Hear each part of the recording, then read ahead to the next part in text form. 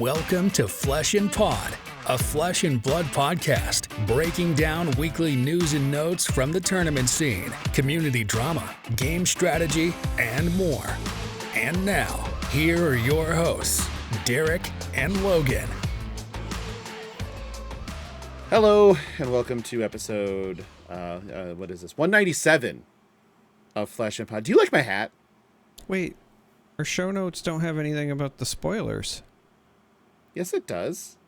No, it just says grab a couple of early favorites. Yeah. And? But the Flesh and Pod one isn't out yet because Greg It is didn't not do out his yet. job yet. Because Greg hasn't got it there yet. So that one's not going anywhere yet. Gregory needs to get fucking cracking is what he needs to do. Greg, you know, he would probably solve it if he had a thinking cap. If he had one of these. If only he had a stylish hat. A Flesh and Pod hat. I'm a merch whore. I love it. But yeah, welcome to episode 197 of Flesh and Pod. I'm Logan. My name's Logan. Whatever the fuck I usually say, I'm your host. With me, as always, is Darick. What did you say today? Oh, you were on the full age. We're going to become an AJ Lee podcast.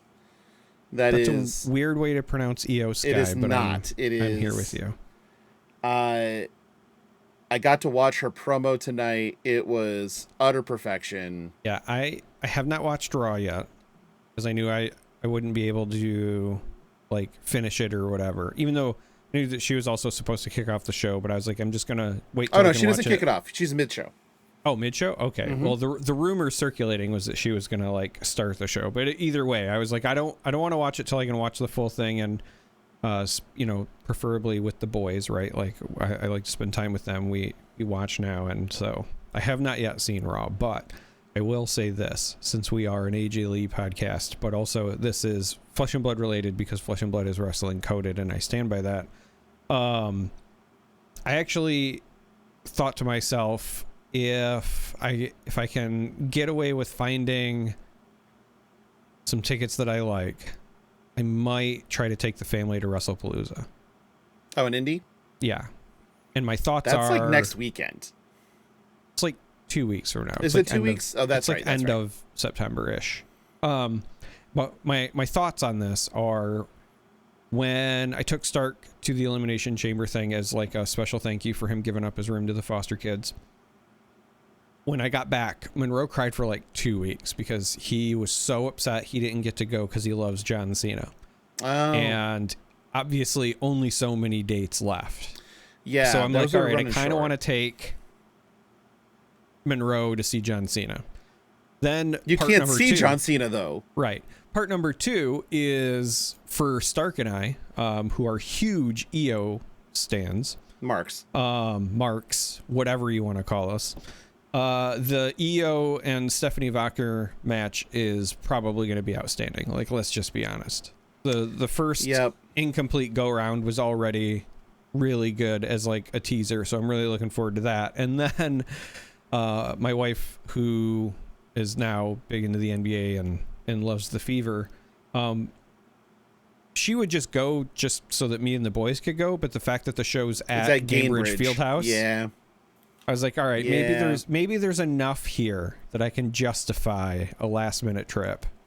Yeah, and the fact that you get AJ Lee's return, like baked into it too. AJ Lee's return, yeah. There's so much. Like, I'll be honest, I could care less about the Brock match. Like, I know that my son is excited to see John Cena. I actually like a lot of John Cena's matches, but I personally find Brock Lesnar boring. Like, allegations aside, right? Because I still think that there's an awful lot potentially wrong on that front. But even taking that away, I am not somebody who gets excited for Brock Lesnar matches. I just don't. Like, I've seen it. They haven't been innovated on in a long time. In fact, I would argue they get worse. I would argue the best Brock was before like Suplex City Brock. Like, 03 Brock was like pre-MMA Brock. Yes, pre-MMA Brock, right? I just felt like that was a lot better, like in-ring work, in-ring storytelling, and I just feel like I don't know. I just feel like I've seen it all at this point. And you probably have. And I don't think we're going to get a lot of surprises the way that we are on Cena's return tour, where he's, doing angle slams and pop rocks and pop-up power bombs and yeah. What else? He threw Sammy in the ankle lock and Angle's ankle lock. I mean, did the edge spear. He took a zigzag, which was hilarious. Yeah, all that. But yeah, I honestly, I love what he's doing. I think that this is a great send. I'm curious what they actually pull the trigger on for the final match. So I hope what I think would be the best send-off possible, right? John has never held the Intercontinental title. It's the only that's one the only one he hasn't had. Yep.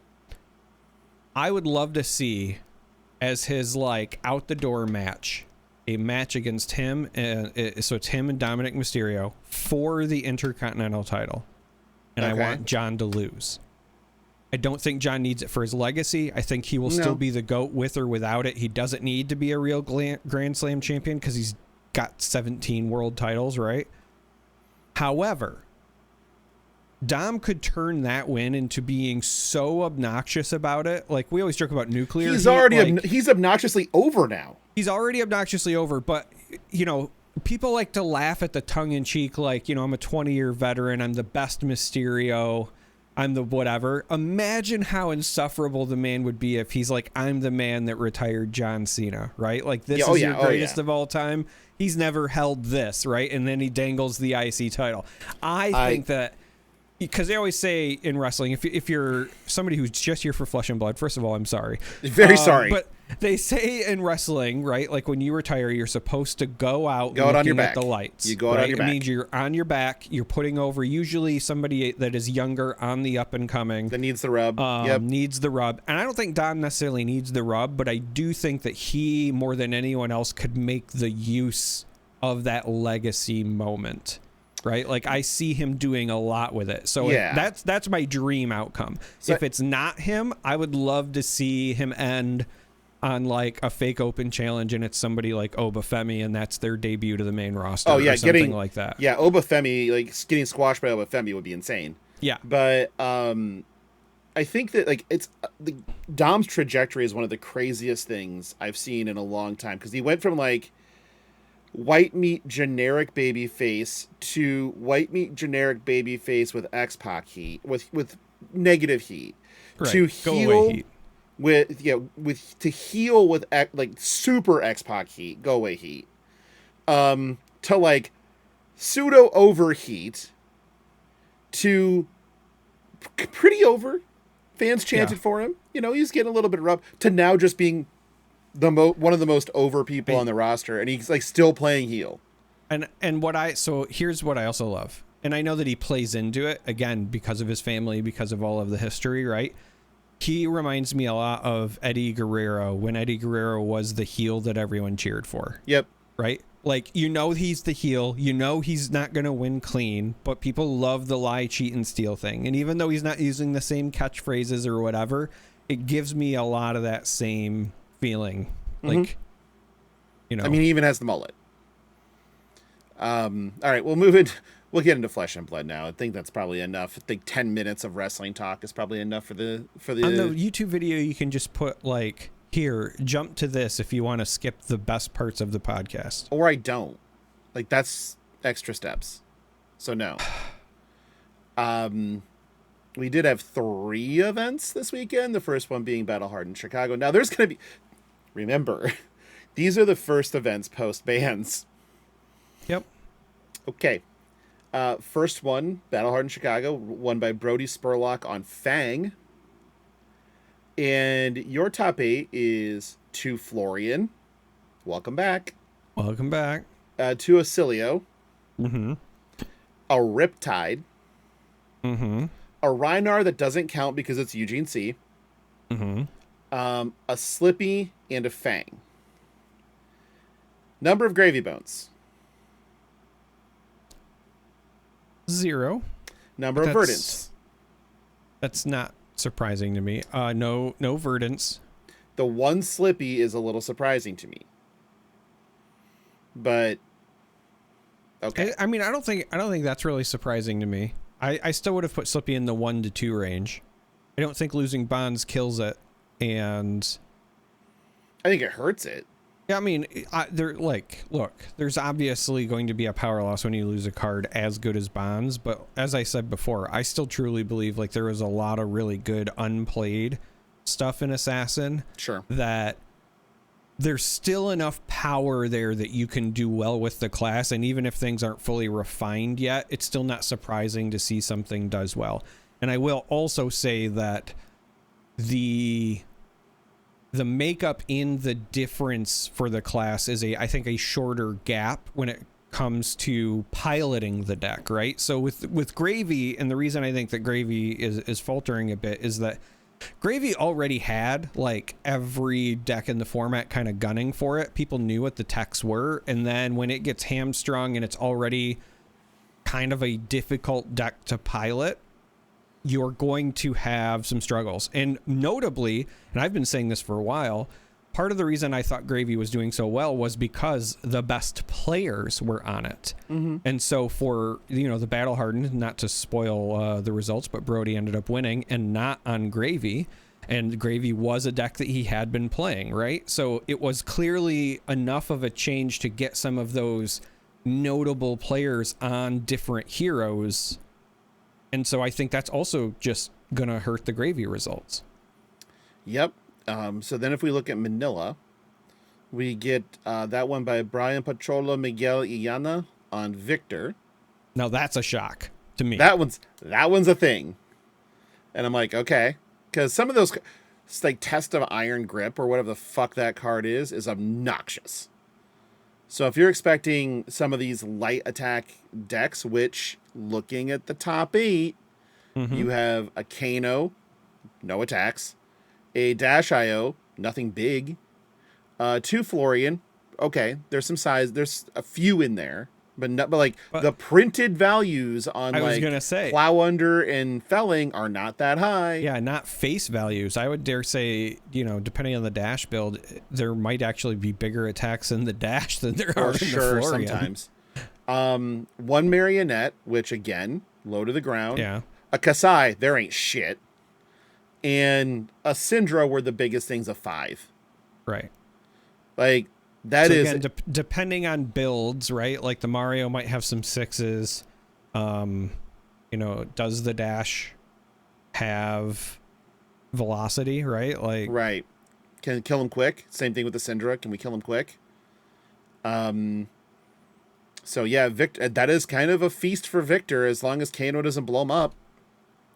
Like, okay.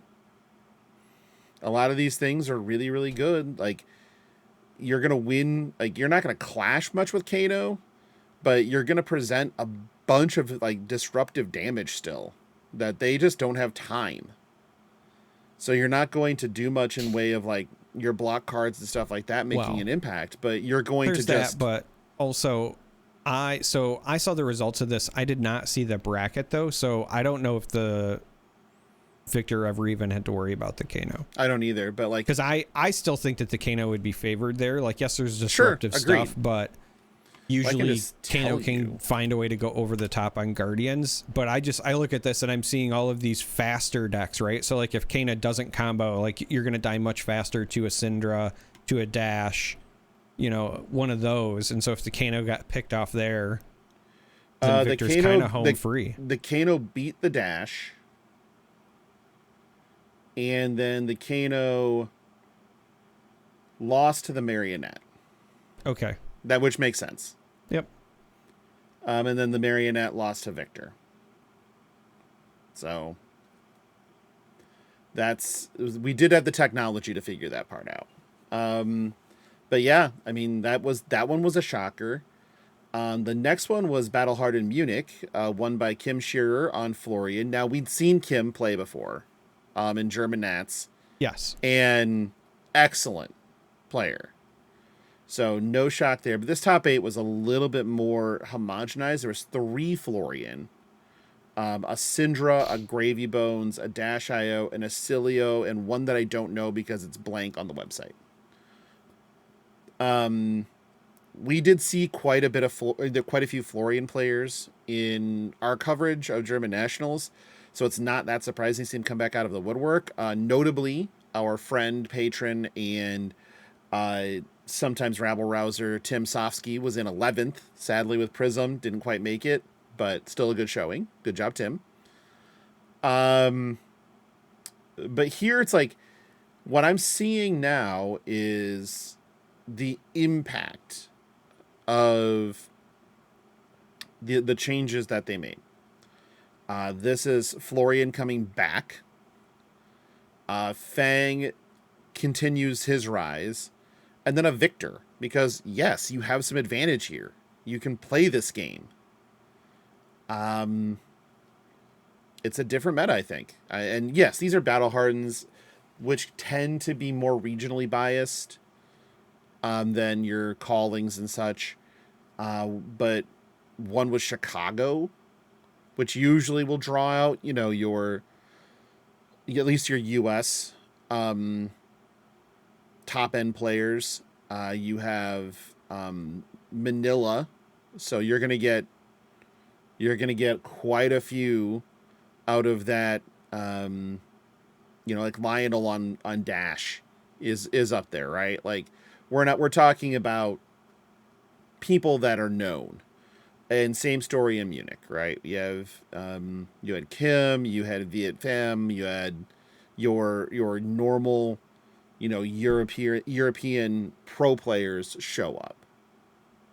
So I think we might be looking at a meta shift and going into ProQuest season, and I don't know if I like it or dislike it. Can't really put my finger on it. So I dislike it just because I don't want to see Florian come back to being popular. I'm sorry if you're a Florian player and you hear that, but I had said before that I was looking forward to playing Huntsman, and my biggest fear, probably even more so than Verdance, is actually just Florian. Florian is, I think, maybe the worst matchup for Huntsman. And yes, we're getting, Hunter or Hunted, and we're still probably better than we were, but as somebody who wants to play Huntsman, man, Florian is so hard because all you do is just turn on the thing that kills you way faster. Right. So, which isn't great. It's not great. No. Oops. So I think I'm a little more interested in this metagame just as a player, somewhat casual competitive. Like I need to really get into the lab a little bit for ProQuest season. I do want to play in multiple and chase the invite, but who knows what time will look like at that point in time. And also you end up with Super Slam interjected in there too, which has a few Cuckoo Nuts Bananas things going on. Yeah, there's some kind of silly stuff there. You know what I will say surprises me? There is one deck that I expected to start potentially doing a little bit better, and it wasn't in any of the top 8s, and that was Prism? Ira. Oh, Ira. Yeah, I think Ira is one of those decks that is good enough to at least post a top 8 here or there. I think it's slightly too fair. I don't know that that's the case though, because like with the loss of Bonds, I think your Slippy builds are going to be pretty similar to a lot of Ira builds at this point, right? And whether it's the Autumn's version or the Kadachi version, I still think that there are ways that you can be disruptive while playing Ira now. So I don't know. I felt like we might see that pop up a bit. I wasn't expecting it to like come out blazing, but one or two here or there would not have surprised me. Breaking news here. Greg might have cracked the code. I don't believe it. He's saying he thinks he did. We'll find out. By the way, shout out to Tyler Loose Leaf T for the game on the Fab Cube. That was fantastic. That was That was fun. I enjoyed that. And then pixel arting your spoiler to make it so that I could never fucking read it if I completed it anyway. That's also very kind of you, prick. But I'm old. I turned 45 in a week. Like, that will make me closer to 50 than to 40. Which, for you kids out there, 50 is a bigger number that you haven't dreamt of. Man, I thought I'd be long dead before that. Kind of disappointing. We did get quite a few Super Slam spoilers, though, that have shown up in our feeds and in legitimate ways.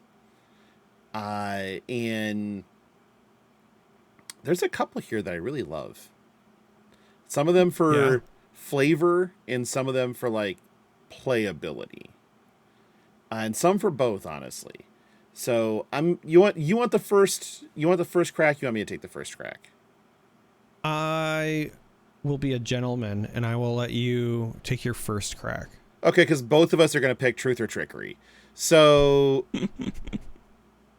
I'll start with the old switcheroo and let you have truth or trickery. But the old switcheroo is fun as hell to me. It's a blue block 3 reviled action. As an instant, you can. It doesn't do anything else. It's attack. So you can. It's a 0 cost to attack. But more fun is you can discard it as an instant. And the next time you would clash with target hero this turn, instead you reveal the top card of their deck, and they reveal the top card of your deck. If you win the clash, they discard a card. Neat. Yeah, that's super fun. I'm into this. It is fun.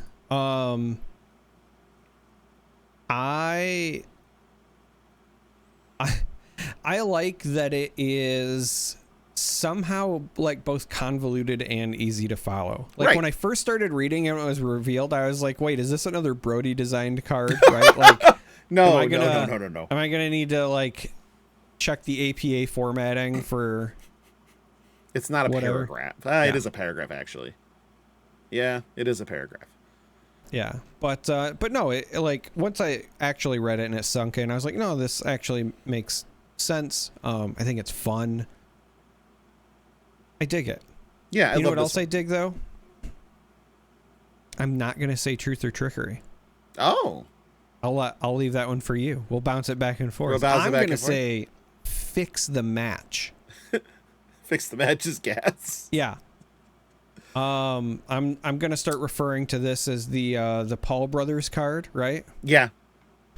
So fix the match. If you're not familiar, this is a yellow card. It is a reviled attack action. It costs 0, has 3 attack, 2 block, but it has a really cool text box. The first part is when this attacks, search your deck for a card, then shuffle and put that card on top. Second bit is whenever a card defends this, clash with the defending hero, the winner creates a might token. So the reason that I like this card, and I've said this over and over again, but it bears repeating, I love any card that allows you to play your opponent and not just the game. I love cards like, you know, the one we were just talking about, right? Where there's a little bit of a mind game with your opponent. Anytime you can bluff, you can do whatever. So the thing with fix the match is you search for any card.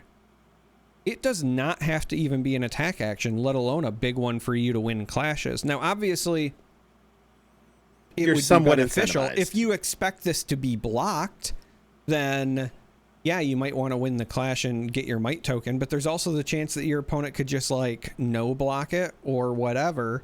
And this could be a great way for you to find something else that you want. Depending on how the decks are built, right? There might be some combo piece where you're looking for something that gives your next attack a big bonus because maybe you're, you know, playing Lyeth and you know that your stuff is going to be halved anyway, whatever. I just like that it's again, it's one of those cards that's so simple in design, but the implications are so widespread because it's also whenever a card defends this, right? So if you have other effects that force your opponent to defend this with multiple cards, let's say, well, then suddenly you might get 3 might tokens if you're winning the clashes, right? So it's neat. I like it. Yeah. My next one is actually going to be Song of Sinew. Because... Oh, the Earth Brute card? It's not Earth, it's just Brute. Fuck I know, Reddit. But on Reddit, they said this is proof that Earth Brute is coming, remember? I sent you that You screenshot. did, and I said, fuck Reddit. This is a yellow, 0-cost Brute action, so not Reviled, not Revered, just Brute. It blocks 2 because reasons. Reveal the top 4 cards of your deck. Your next attack this turn gets plus X power, where X is the number of cards with 6 or more attack revealed this way. Put them back in any order. So that is also a very important piece of the puzzle. Because you can do this into a go again attack into cast bones and actually set up yourself, or know at least you have 4 hits on top. If, knowledge is power. You know what else you can do? You can set up a blood rush with it, or knowing what you're drawing. You know what else you can do? You can guarantee that whatever you're pitching with Tough Nut is going to be best value because you can rearrange them as well. Yep. So it's a great setup card for Tough Nut too. I love when we get to set up the nuts. Yeah. Tough Nut's so fun. Just pitch top card, make blue. Yays! Do the thing. So well, it has to be something with 6 or more attack, obviously. Mm-hmm. So might not be a blue pitch often.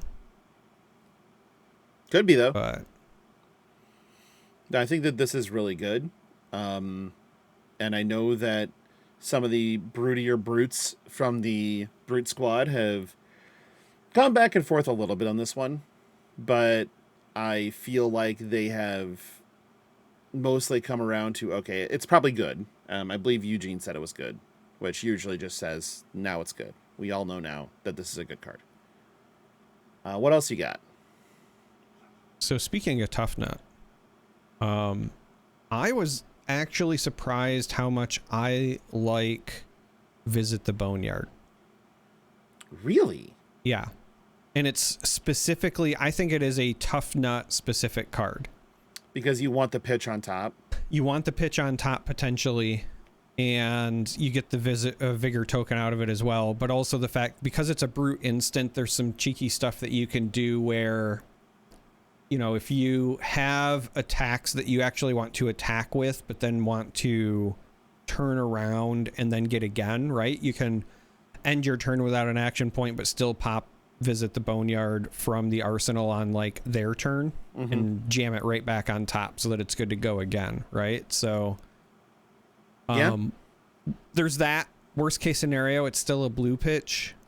Also, it is a great way in the longer games to get back marquee attacks potentially, or just stuff, right? It still gets back a Command and Conquer for you. Turns out that card's pretty good. So it's not flashy, no, but it's a card that in Tough Nut specifically, I think will find a home.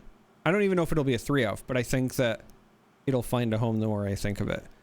And then I'm gonna cheat and also say Show of Strength, I think is outstanding.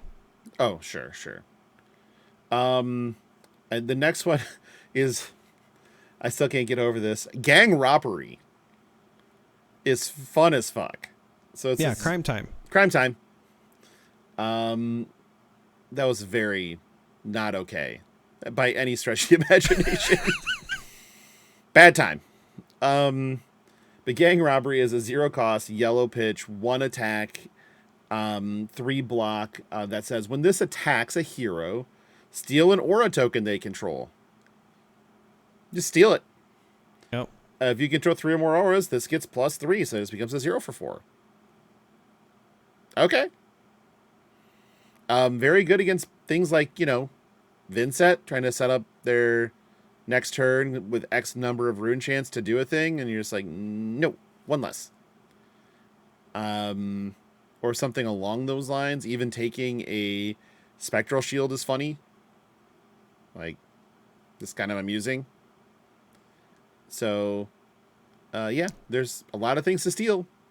So there's that, but also the thing that jumps out to me is potentially how good this is for somebody like Lyeth. Yeah. Because this is a base attack of 1 that gets a +3 if you have the auras, plus any other bonuses you might jam on it. But with Lyeth in particular, what you are looking for is essentially anything that has a low printed value with either high buffs or, you know, upside some other way, right? Not that I think that it's going to make the cut in the deck, but like a good example would be Vipox, right? Like, sure, low attack, but gives you additional damage somehow. But Gang Robbery just jumps out to me. I mean, this is, it's a 3 block as 1 attack. It gets a, you know, relatively decent sized bonus, and then probably plays into whatever else the Lyeth game plan is. So plays well with Liar's Charm too. Yep, because you're stealing a token. Yep, you're stealing tokens. Well, yeah, you're stealing a token and you're making a token because Liar's Charm, you're going to get the boo. The boo. Which makes the might token as well, so. Exactly right. You're up, buddy. Darick. Yeah. You're up. Oh, I guess I had cheated and I took 2 in a row, so that's my bad, because I said I really liked Show of Strength. I like you. I like when you cheat. Yeah. Yeah. Show of Strength. I guess I'll cover it in full. If you haven't seen it yet, card is insane. Card's really good. It's a red, costs 2. It is a brute attack action that has 3 block and 8 attack. That's right. It is a 2 for 8. Now it does say it gets -1 attack for each card with 6 or more attack defending it. So something like, you know, opposing brutes or guardians, they can potentially still 2 block this and cover it, right? Because they'll have big enough attacks with 3 block, theoretically. But that's if they have multiples of those. And I think one of the things that might get lost in the early analysis for this is that if your opponent is blocking with those cards, they're also not hitting you back with them, right? So your opponent really has to say, like, do I want to commit my high attack stuff to covering this? Because there is no, you know, additional on-hit effects here. Like with Brute, like any time in the past, the on-hit is death. Right. So it's still like, it's just a 2 for 8, but it's also a 2 for 8. That is just insane to me, the value that it can get. And then, you know, when we look at the recent meta, right, with the top 8s, the Florians don't have a lot of stuff with a natural 6. The Asilios don't, you know, the Slippies don't, the Fangs, the Kasais, the Marios. There's just, you know, there might be some Command and Conquerors or whatever in there, but that Show of Strength is going to be a beater. No, it very well could just like be one of those things that ends games quickly. And also, you know, brutes often, like, I think you brought this up, have to, like, they have to play a number of yellows, and it's a clean pitch. It's like, okay, I don't need the blue for this, and that's pretty valid. And now we have, like, brutes make vigor tokens, so sure. Yeah. 2 for 8 turns out to be a kind of a steal here. Also on a Blood Rush turn, this thing's disgusting. Right. Jesus Christ. Next one I'm going to take is Cheap Shot. It's because of the art. That's fair. With the guy's eyes being poked out and blood splurting out of them.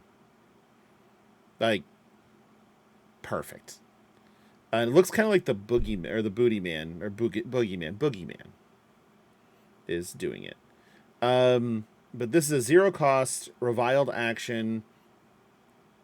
Deal 2 damage to target hero unless they discard a card, but has no go again. But it also says if you've been booed this turn, you may play this as though it were an instant. So if you can find a way to get booed on your opponent's turn, you can make this late game super, super awkward. Yeah. So yeah, I like this. Like, I think this is very interesting that they kind of decided to go that direction. What do you think? Well, you picked one for... I think that it's great. I think it's the sort of card that, again, might have value even just as like a one of. I mean, now that I think about it, brutes and somehow dealing 2 damage out of nowhere to finish a game, name a more iconic duo, right? It's just another way for them to do it. But yeah, it could just like sit in your arsenal, and then when your opponent, you know, is emptying their hand trying to go on the offense, and you know you're in one of those tight games, maybe instead of trying to block it out, if you're playing like, again, Lyeth, for example, you could use your hero ability as an instant to get the crowd to boo you and then deal the 2 damage when they have no cards in hand, right? So I think there's some neat applications there for sure. Oh yeah. But since you picked a card for art, I'll pick a card for art. I'm gonna pick a generic, actually. Okay. Shout out to Loose Leaf Tea, not just for the game, but also for revealing Kick the Hornet's Nest. Yeah, this one's beautiful. Art on this is just dope. If you haven't seen the art, there's like a fighter against a broken wall, and coming out of the shadows of the broken wall is like a pack of dire wolves. Yeah, basically. Big fucking giant pack of dire wolves. So this card, Kick the Hornet's Nest, I also love it because it says Kick the Hornet's Nest, but it's a dire wolf nest. It is a 3-cost yellow generic attack action that has 6 attack and 3 block. So already a lot of applications here just within the realm of this set, and for a lot of classes for being a generic, right? The 6 attack is relevant for being a popper. It's relevant for a lot of the brute effects.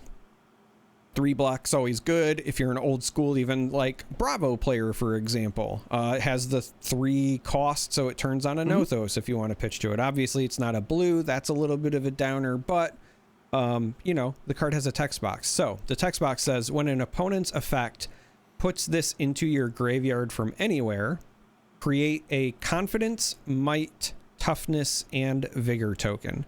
So again, similar to a card that we saw in Heavy Hitters, but I think nasty surprise. Yeah, the big difference with this, and the reason why I think it will be potentially more appealing to folks, is that it's also still at least got 6 attack, right? Like, it's got applications where a few other ones don't. Yeah, the fact that it creates 4 tokens is absurd. Yeah. I really think when I read this one, I was just like, all right, well, this is what you side into your decks that are trying to like get cute by face purgatory, you know, shenanigans, or a lot of these other cards that are playing in this set, that like the reviled strategy is making you discard cards. Like, that's part of it. Or because it's from anywhere, if in a future state we get more Voldas that are on the kind of like mill game plan up and running, this would be another great card to bring in for that as well. Yeah, because it just gives you the value. So yeah, this one was an A+, and then the reveal game obviously brought up already was an A+. Fine, I'll be the one that does it. Let's talk about Truth or Trickery. Like, Jesus Christ. This card is fucked up. It's a reviled Guardian block. Blocks for 3. It's a yellow. When this defends, you may look at the top card of your deck and choose a color. If you do, the attacking hero guesses if that card is the chosen color. Then they look at it. If they guessed wrong, they discard a card. This is the best Gorganian Tome card ever printed. Yeah. Yeah, like you saw hitting a tome on your Ravenous Rabble. Oh my god, it was fun. Minus a card, and I love that the art is just Lyeth sitting on like a chair with a lamb, like a baby lamb, in his lap, because you know what's about to happen. Do you though? I think that's the point. I think that's the point. Is it truth or is it trickery? I'm pretty sure he's gonna eat the lamb. Well, yeah, because he's a lion. Right. Makes Just sense. like Victor likes oats. Wait, is Liath the lamb?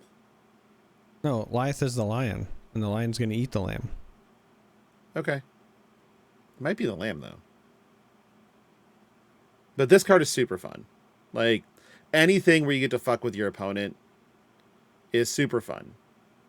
I also really like it specifically for Liath, just because as we look at the cards that have been revealed, and as we think about, like, I know it's not going to be 1-to-1, but if you look at the way that, like, the Victor decks are built, you've got a good smattering of blues, yellows, and reds. And it's certainly looking like it's going to be a similar thing for Liath, right? Mm-hmm. So it's not even like, you know, you can try to hone in on exactly like playing the odds, right? Like if it was a Bravo playing this, you'd be like, okay, well, you know, maybe you look through their discard pile to see how many of their actual reds that they have played so far, but you know that, you know, they probably only run somewhere between 15 and 20 reds usually, right? So you can kind of do that math. With this, I think it's going to be way harder. This will be 100% just like call my bluff. Yeah, you can try. See what happens. This one. You know what else I love about this? I love that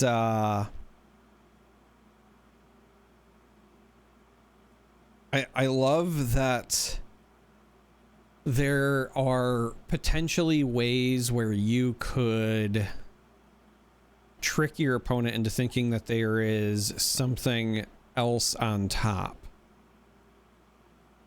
because of all of the clash stuff, but also some of the like instant effects and things of that nature. Right, like there are ways in the game, I'd have to go through to find the specific examples, but there are ways in the game where you could reveal what the top card of your deck is, just so they get that flash, and then if you do something where it changes the top, they might just quickly like a forget. Ravenous Rabble. Yeah, yeah. That makes sense.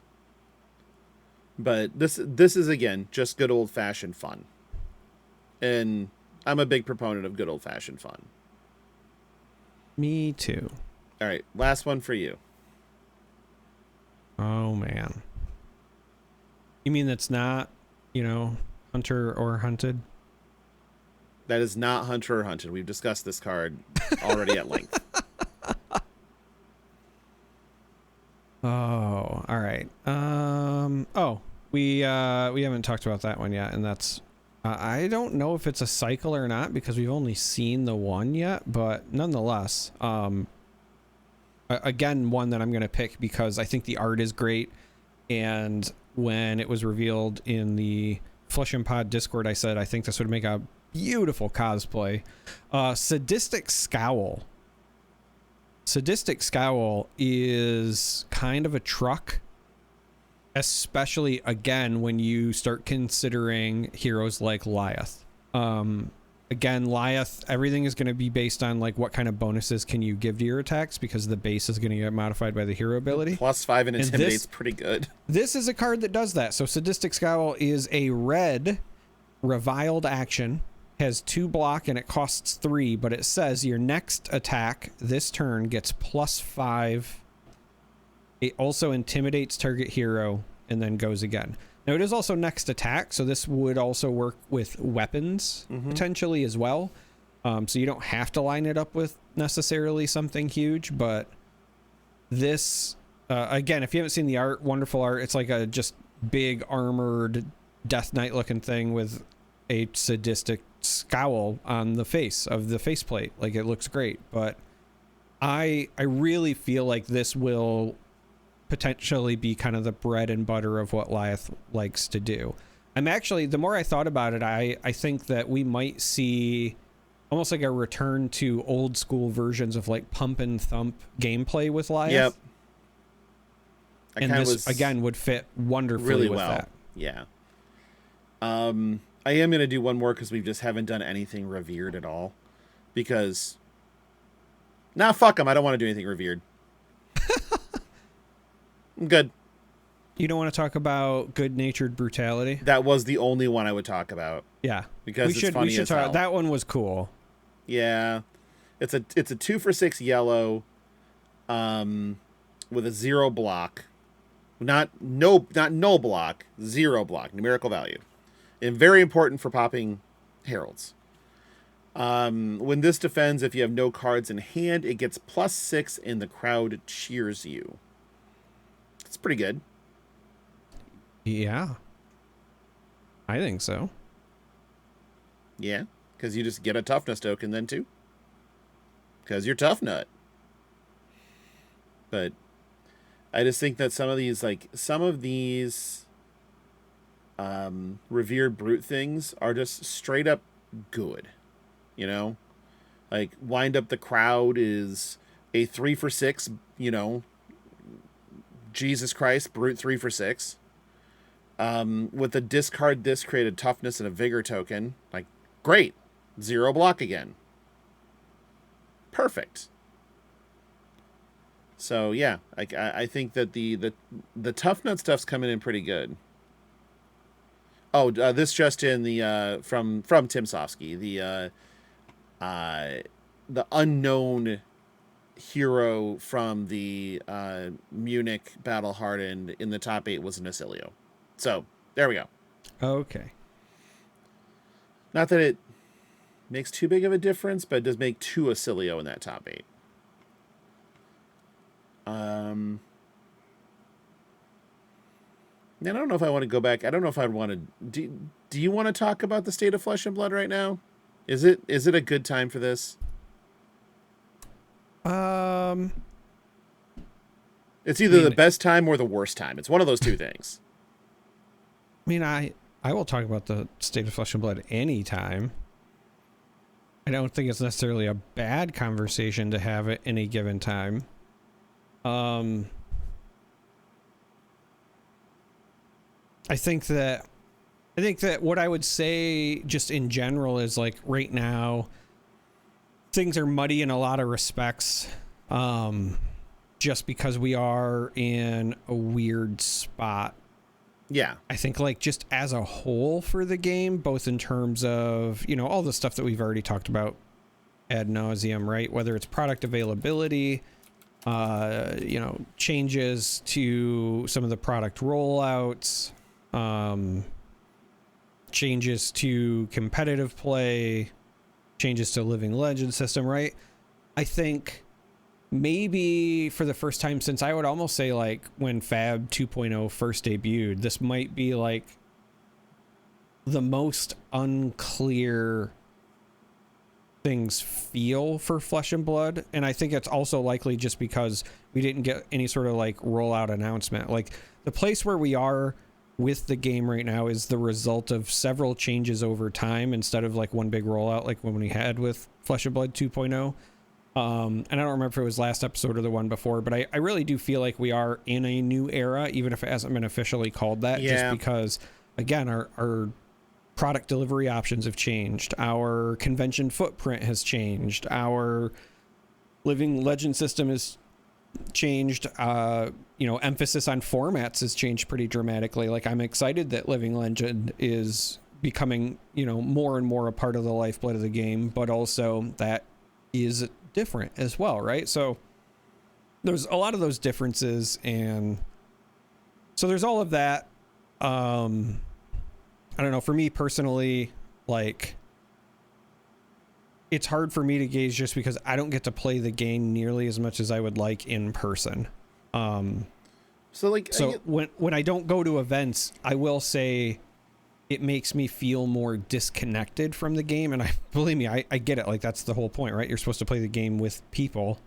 It's called Flesh and Blood for a reason, but it has just been, it's very difficult for me. It feels like, as of late anyway, to make some of the weekend events because of stuff that's been going on with my kids. And then I rearranged some stuff so I could start trying to go to armories on Wednesdays. And then that, unfortunately, like, other things in my schedule changed, and now my Wednesday nights are occupied again, sort of thing.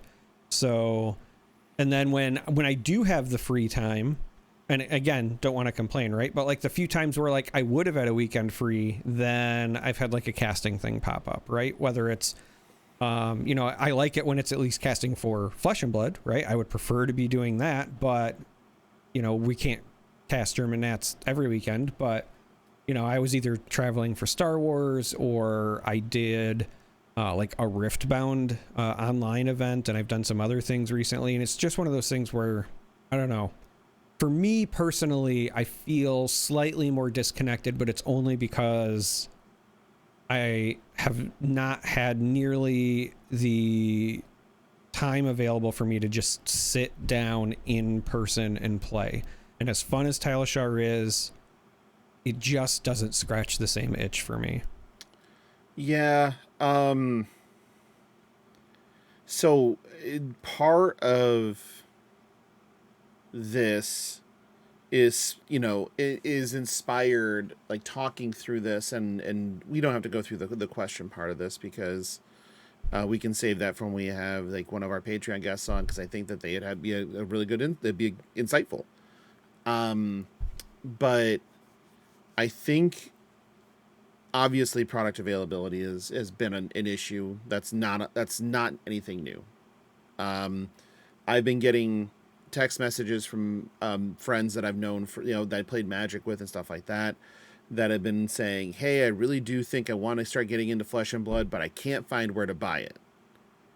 And there's not much I can tell them. I can point them to online resources, but they're the type of people that want to like support LGSs. And it's just like, yep. So your starting point is here, and I don't have a good next step, right? Because it's difficult to get in. Your next step is asking me to build a deck. Like, that's what I tell them, because I can do that. But if you don't have that in your community, somebody that can just willy-nilly build shit, it hurts. And I've been absent in my locals more often than not lately as well. But that's, I mean, most of that is life. Most of that is me having, you know, it's the end of nice weather season in Iowa, trying to get outside and touch grass as much as possible to carry me through the winter months.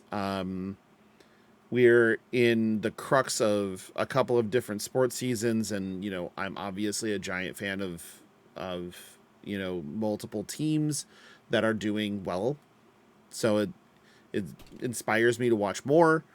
And then we're in college football season, where I'll be going to games on Saturdays when available. It's a lot, right?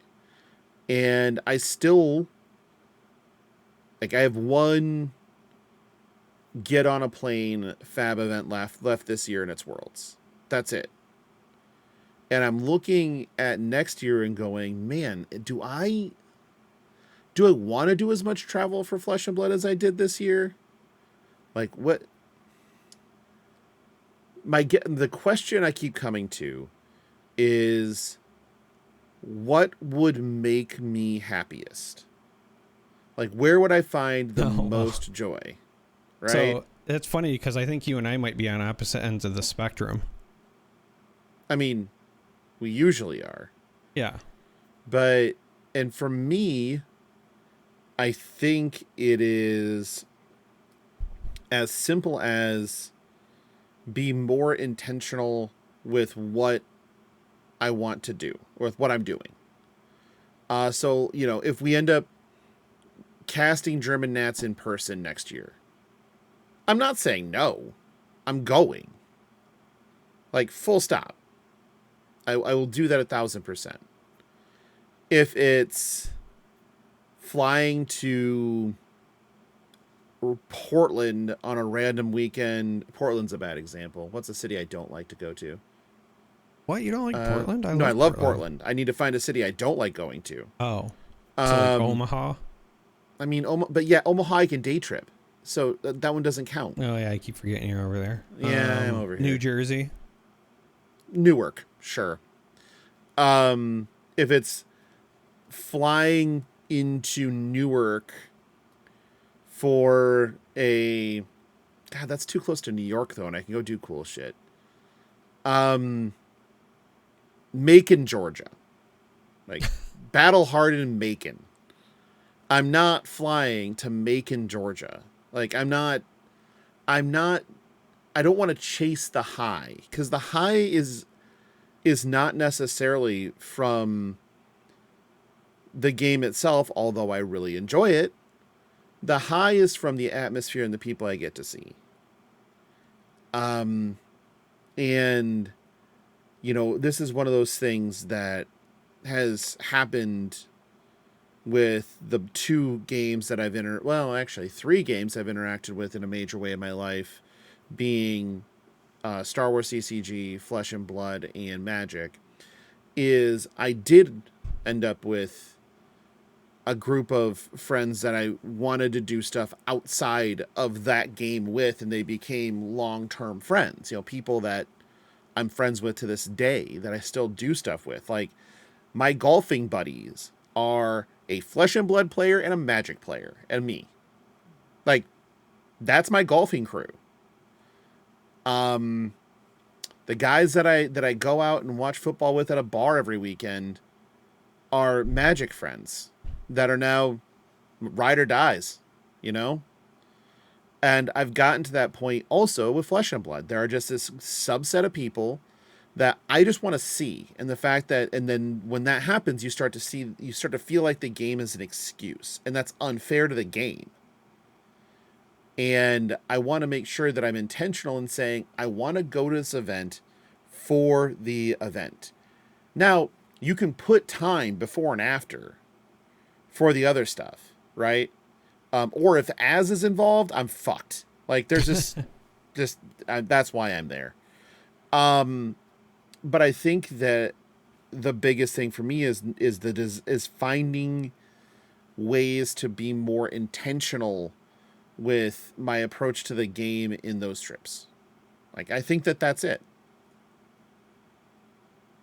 So what would make me happiest would just be going on more trips. Sure. And I know that's one of those things that just like sounds so easy, but it really is. You know, you talk about intentionality, and you know, even though it doesn't seem like that long ago, you know, 3 or 4 years ago, it was so much easier for me to travel just because my kids were younger. And so if I'm gone a weekend here or there, they don't like miss me as much, notice me as much, but they're both at ages now where like they know when I'm not around. And if I have to travel a bunch for my day job, and then I'm also traveling for casting gigs, and then I also start traveling for, you know, Flesh and Blood events that I'm not casting, right? So to me, those feel like a selfish endeavor. It makes it harder for me to justify. And so, you know, right or wrong, one way or the other, I go to less of them, but it's not because I don't want to. It's just because I have a hard time balancing the priorities. And again, it's, you know, if it's stuff for my day job, I can't help it. If it's stuff for casting jobs, like, yes, I could be choosy about what I select, but it's also a whole lot easier for me to say yes to those, because then I can at least say to the boys, like, you know, hey, daddy's going to work. They also like enjoy watching the casts. When I'm doing live events, you know, at places or whatever, they'll put the TV on at home and watch me. So there's still like some level of connectedness. But if I go to an event where I'm going to be a player and I spend my weekend playing, and don't get me wrong, I'm having a blast doing it, but that is different for them, because then I'm just gone, right?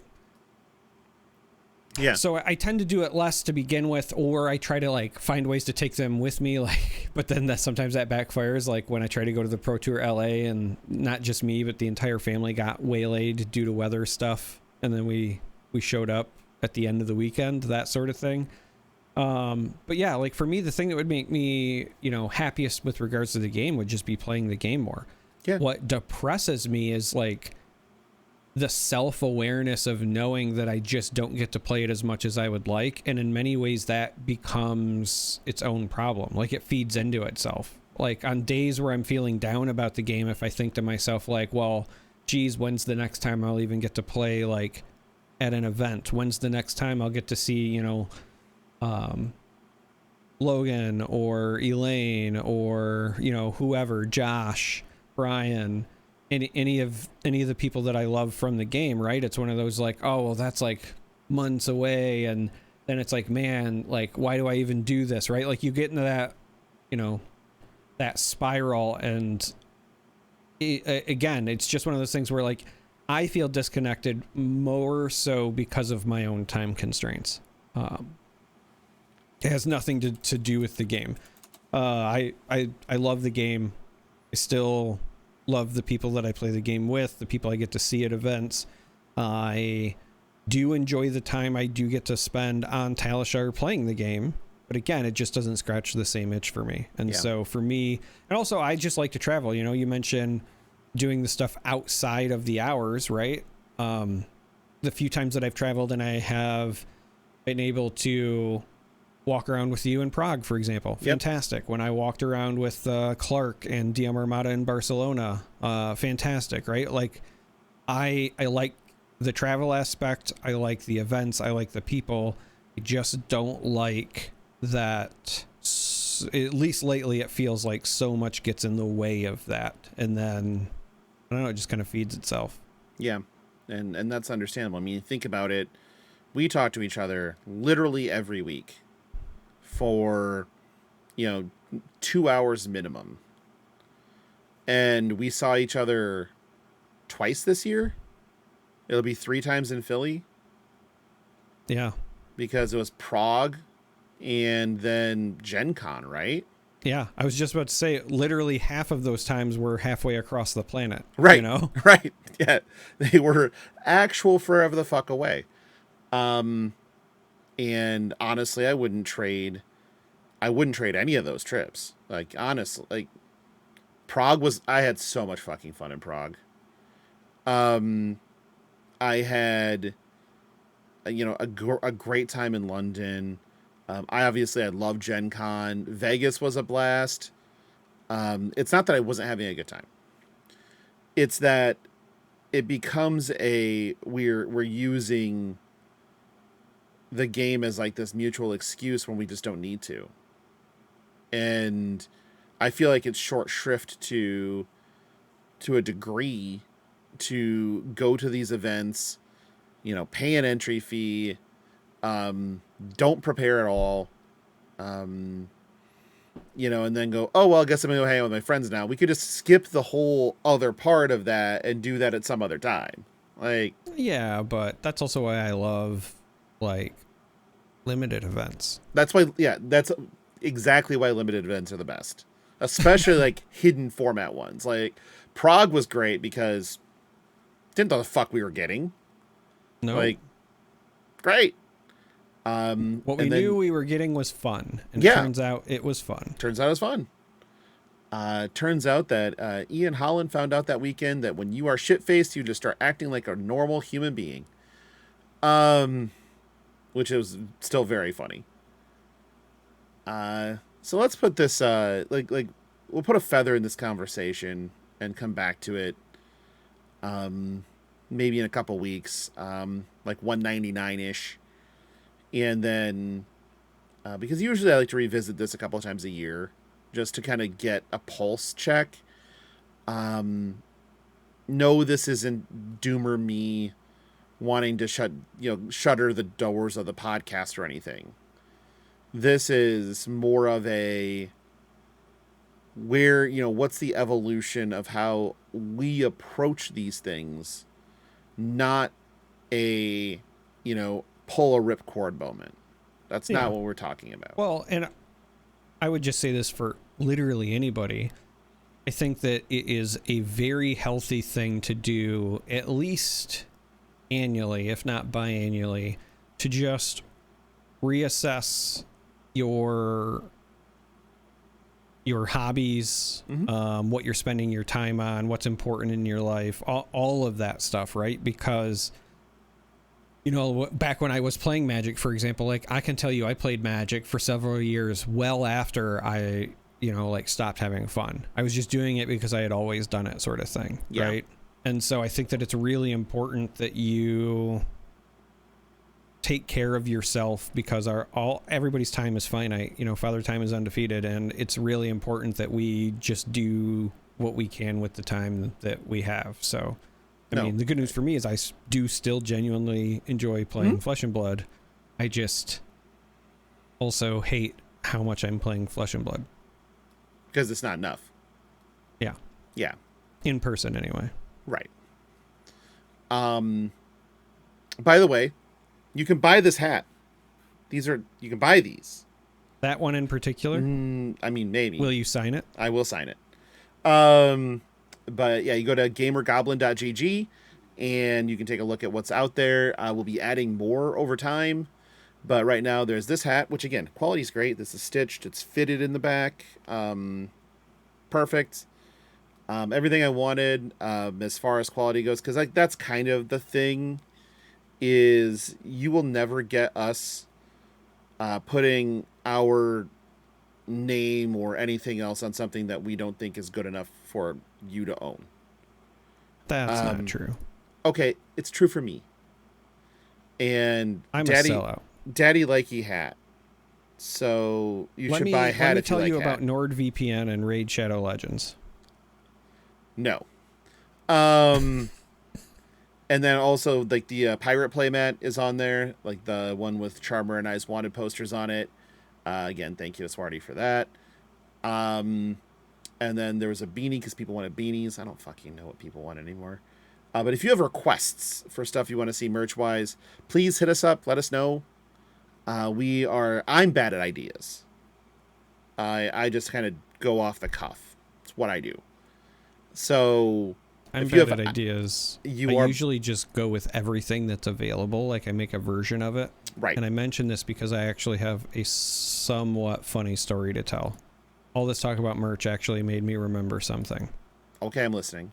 In the very early time of like me streaming on Twitch, I'm talking like within the first like 2 years of me doing it. So it would have been like 2016, 2017, somewhere around there. I had a very small but loyal group of people who would swing by and watch. And I created a merch store with a logo that was basically, it was just like a shield with a C on it. Sure. Right? Put a bunch of stuff on it. And I think it was through Spreadshirt was the company. Oh, right? wow. Now, okay, that was a while ago. Yeah. So Spreadshirt had a million options. Somebody somewhere, assuming that they have not thrown them out, owns a pair of boxers with my old logo on the crotch.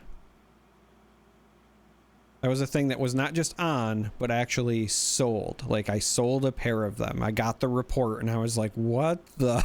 Somebody's dong is coming out of the shield. Yeah. Yeah. Perfect. Kind of jealous of that dong. That being said, let's go to listener questions. First one's from Rogue Noob. In the BNR article, did LSS suggest Marlin players should go sit in the cuck chair for a few sets? Yes. Moving on. Next one's from Quiet Mind 42. I think a fun game to play would be to name a random card that no one plays and come up with a hero ability or card mechanic that would cause it to be preemptively banned. Here are a few possible cards. 10 foot tall and bulletproof. Coax a Commotion. I take exception to that one. Bingo, Knick-Knack, Bric-a-Brac, and Vipox. Okay. Vipox is anything that would give actual evasion to the card.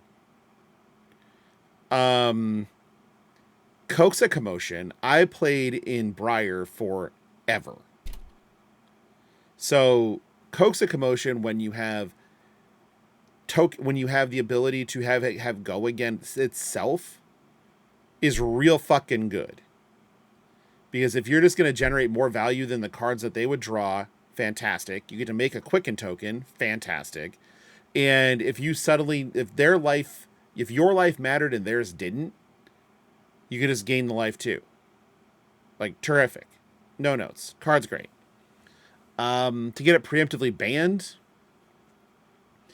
it'd have to be some hero ability that made it made it one-sided to your advantage only. Like your opponent doesn't benefit from your effects or something silly like that. 10 foot tall would be anything that allowed you to cheat the intellect penalty.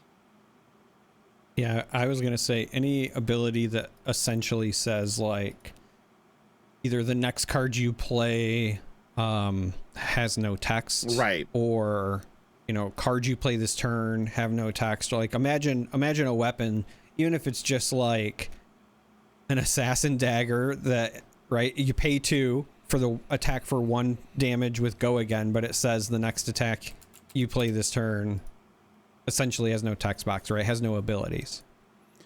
I think that would be,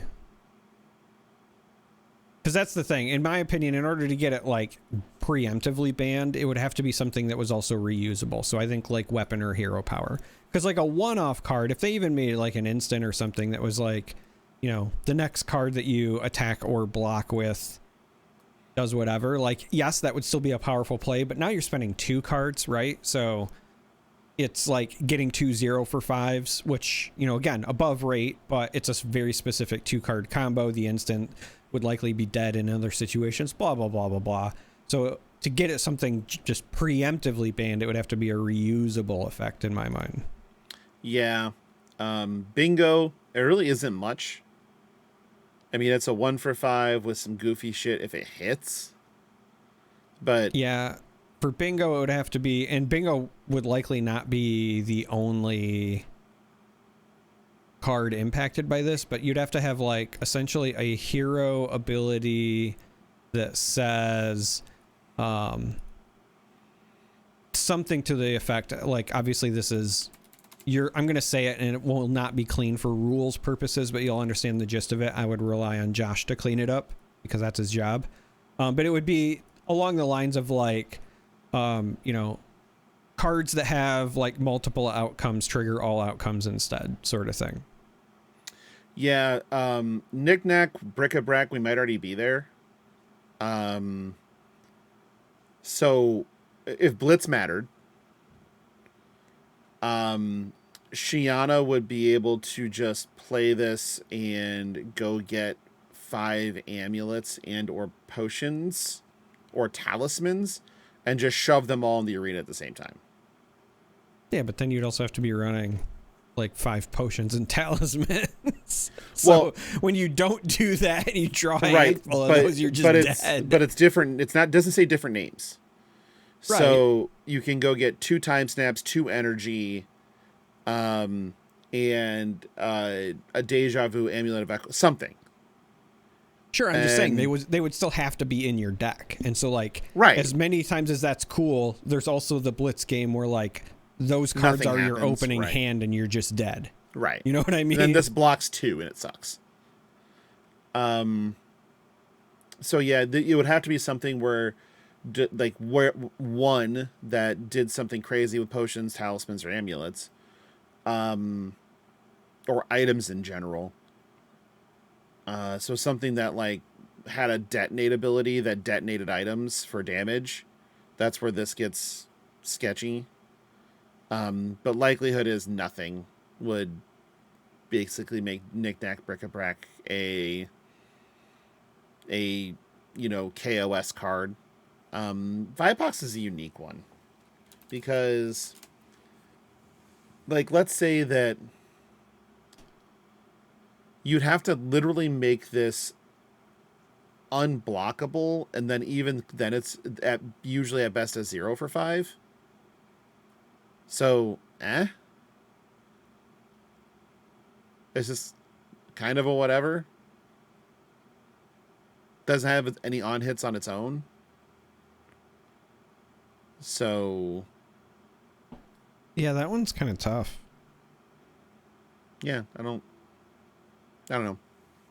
I mean, think that the only thing I can think of, and again, there would be other cards that would potentially benefit from it, but it would have to be something along the lines of, like, when an opponent loses health, like, do this other catastrophic thing. Right. Next one's from Johnny Pastrami. What is the correct temperature to set the thermostat in a hotel room? 65 is the answer. I'm a firm 69 degrees guy. Yeah, I mean, I think that if you set it to 69, it'll go down to 72. So I want to set it to 65 to get down to 69. That's what I'm gunning for. Yeah, I guess that makes sense. Also, I'll also admit, like, I spend so little time in the actual hotel whenever I'm at any hotel, so I just need it cold for sleep is my thing. I mean, I prefer it cold for sleep, but I'm also not sleeping, so. No, usually not. Johnny Pastrami also has now went down the path of Kingdom Death, so we may never hear from him again. I mean, these are risks you take. Next one's from Sephiroth. Thoughts on Lyeth having access to instant speed 2 damage and instant speed intimidate. Makes 2-card Kasai hands worse because he can respond to the activation of Saber and intimidate your react. All these things are true. But he's also having his attacks and stuff like that too. On hits are really the dependent thing. Because you can definitely play around the intimidate part by just keeping an extra card. And then the instant speed 2 damage is I mean, Brutus had reckless swing forever, but this is a little bit easier to a degree to get off, especially if you can catch your opponent empty-handed. It's a game finisher. It's shock. So, yeah. Okay. I think that's fine. I have both Tough Nut and Lyeth make me somewhat nervous. I'm terrified of KO. Pleiades is probably, which means Pleiades is probably the best of the decks, like the best of the heroes, mainly because she has an armory deck, which tells you everything you need to know. If there's an armory deck, hero's busted. Yeah, like Max Nitro. Okay. And Bolton. If they have an armory deck when the set comes out, better. So Aurora, Gravy Bones, those types. There wasn't one for Hunted, was there? Not for one of Hunted. The heroes, right? Yeah, not for the heroes anyway. Yeah, there's no Fang, no Syndra. Nope. I mean, we're getting Slippy. They do not need the help, but no Marionette. Yeah, you're getting Slippy, which, sure. Last question is from Keeks. As a Guardian enjoyer, should I rid myself of decks I haven't played in a while? My budget Kasai is still in a deck box collecting dust. Same for Fang, Dio, Gravy, even Jarl, which I recently pulled a Stalagmite for. Last 3 decks I played have been Victor, Ira, and Volda I've been building. What is a fabric to do? Is Seller's Remorse a real thing? Yes, Seller's Remorse is a real thing. Jesus. You play a game where a sudden spike in tournament viability can mean your hero is no longer playable. Having backups is very important. Yeah, there's also, so I've had Seller's Remorse, because I primarily play Assassins and Guardians, and I got rid of some stuff when we went to Prague earlier this year, just because I was like, yeah, I'm not going to play this or whatever. And then cards get printed, things change, and you're like, oh, actually, I really want to revisit that hero. And then you go look through your stuff and you're like, oh, actually, I don't have the stuff I need to make that work anymore. So. Yep. That does happen. I have sold very little of anything I've owned in my Fab collection. I've sold off extras of stuff, but I've always made sure to keep at least 6 Enlightened Strikes, at least 6 CNCs, at least 3 Tunics. mainly because I don't like swapping things in and out of deck boxes. Like, one of my most frustrating things is I've only ever owned one Crown of Providence, and that has to keep moving between decks. I only own one. Yeah. You said that, I was like, yep, nope, that's me. Yep, I've only had the cold foil one forever. Down to one tunic. I had a crew neck for a while. But yeah. I have a first edition crew neck, a Belgian print rainbow foil, and a Japanese print rainbow foil. So 3. Seller's remorse is real. There are times where I've been like, fuck, I know I had insert X number of card. And I'm like, so I wouldn't have to move it, and I had to stop and think and go, shit. I did offload down to, 6 or 5 or whatever the number is. And that's not even saying that I don't have the cards to play with. That's just saying I have to move them around in decks, and then you forget which deck box is which that has which card in it, because you've had 13 things built in the past 4 months. And I know some people who have much more time than I do, have gone to like, I just proxy everything. And then it's like, okay, this is the deck I want to play. Then I actually, take the actual cards out. It's like, that sounds like work, man. Yeah. Like, I ain't into that. I'm into a lot of other things, not that. So yes, seller's remorse is real. And I feel like the best thing I can say to you is that if you have any of those things that you enjoy, keep them. But if you don't, like if you built Fang because it was easy to build and you don't like the play pattern, and now those cards have attained value that you're comfortable getting for them, yeah, ship it. But if it's like, I enjoy playing this deck, but I just haven't been playing it, you just keep it. There's no reason to short yourself. Best I got. I think that's all we have. I think it's time to thank some patrons and get the fuck out of here. What do you think? Yeah. Our show notes, as I'm looking at them right now, have nothing else. Unless you want to bring back what's supposed to be at the end of the episode. Which is what, the pugs? Yeah, the pugs. Well, we've been pugging still. Yeah, I know. I just don't write the pugs. I miss the pugs. I know you miss the pugs. We'll get more pugs. I'd like to thank our associate producers. We have Aladoris, Andy, Anthony Sindra, Heiner, Ejur, Jacob, Micaiah, Octothorptopus. That's funny. I love that. Okay. Sleep Coma and Sofsky. Octothorptopus. Octothorptopus. It's pretty good. For our executive producers on up, we have Blaze Storm, value member of the Patreon, Diana the Green Cosplayer, John, Sergeant East Bjorn, and then the Delusian Data Analyst as a Possum supporter. Remember that I do... we'll go over that later. For the Chamber of Charcoals participants, we have Brandon, Matt, the Jackal. You 3 are eligible to come back on whenever you want to. Just not episode 200. If anybody's saving up their Patreon guest spot for episode 200, no. You can join me on the... Why is that, Logan? Because I don't want them... I want to do other things. But... like what, Logan? I'm not talking about anything. Oh, okay. Just checking. But if you want to like come hang out on the episode 200 live stream that we'll be doing, which I still need to like announce, you can do that.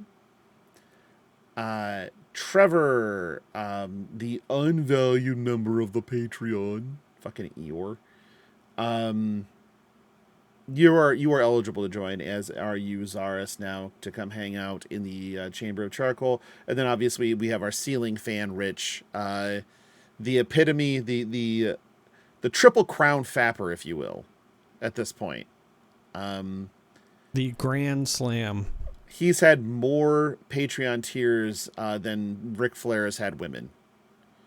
Woo! Which is more than Maven has had titles, or something like that. I can't remember. It was a long time ago. If you're interested in becoming a member of our Patreon, you go to patreon.com/fleshandpod. Link is in the show notes. Yeah, there's some number of tiers I actually don't remember. I believe the promo is that Ric Flair said he's had more titles than Maven has had women. That's right. Okay. It was coming back to me after you said it. I was like, wait, no, I remember this segment. Yeah, it was a very awkward one. Yeah, so patreon.com/fleshandpod. Like I said, links in the show notes. Pick a paid tier. We'll do some Fab After Darks. It'll be fun. And some other live stream stuff, I think, that we're going to be doing more of once I figure out how to work things like OBS. I'm dumb, by the way. You could just ask me, I know, but you don't have any time. You do this, but that's about it. If you need to talk to us for any reason, you can email us at fleshandpod@gmail.com. What if our next FAP After Dark is like me and Greg teaching you how to use technology and you just yell at clouds and then people get to hear that? Uh-huh. I'm on to something. You are, and I hate that. It would be really funny. It would be really informative, and I fucking hate you for it. Yeah. All right, I guess that's what we're doing for the next FAP After Dark. Greg and Charmer are teaching Old Man Logan new tricks. Fuck. If you need to, just join our fucking Discord. I don't have anything else to say. Just click the link and come hang out. It's a lot of fun. We talk about things that are depressing and things that are funny and things that aren't funny. It's really just a good place. It's a good vibe. Darick, where can they find you? In the Discord that you just mentioned. Spot. Yeah. In the Chuckles with Charmer channel. That's the unfunny part. As well as the Pickle Posse. Though I haven't posted anything there recently, but I did see a TikTok that I almost shared in there. This person, I found an account where they just do the same video over and over, but each time it's the same bit, but the prop changes. So it starts with the joke of, I can't find my dog's leash. So, day one of me using anything but a leash to walk my dog, right? Now, when I found this, it was on like day 20 something. And I can only assume that I know why the video showed up on my feed. But the first time I ever saw this account, the person was walking their dog with a ceiling fan. And it was the cord that went to the dog, and that was the leash, okay? That's how I found the account. And I was like, oh, this is funny for reasons. So I almost posted to the Pickle Posse the other day one where it was just a string of pickles all the way down to the top. Yeah. Some days I wish we were good people, but not most. Yeah. If you need to contact me, you find me in the Discord or social media somewhere. I'm easy to find. I think that's all I got for this week. Yeah, I'm ready to be done. Okay. Buy a hat if you like them. You should do that. All right, well, that's all for this week. We'll be back next week for episode 198. Until then, take care of yourself and each other. Who said that? Oh, Jesus. Jerry Springer ended his shows like that. And I don't want to end like Jerry Springer. So, go fuck yourself, San Diego. Bye.